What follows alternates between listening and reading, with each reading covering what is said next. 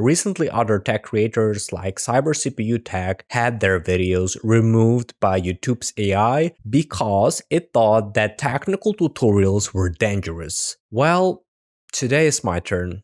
YouTube removed my 24-minute deep dive into Windows 10 IoT Enterprise LTSC. They call it harmful content. Does YouTube really think that the stable Windows version is a threat to life? My appeal was rejected in minutes. Clearly, no human eyes ever saw my work. We are seeing a dangerous trend. The algorithm is flagging legitimate technical discussions as piracy and harm. My video was about longevity and security. I explained why LTSC is the best version for older hardware and how Microsoft will support it until 2032. I'm not promoting illegal acts. I'm promoting hardware stability. If Microsoft provides the software, why YouTube ban discussion of it? In my video, I talked about verified open source resources. Why do you ask?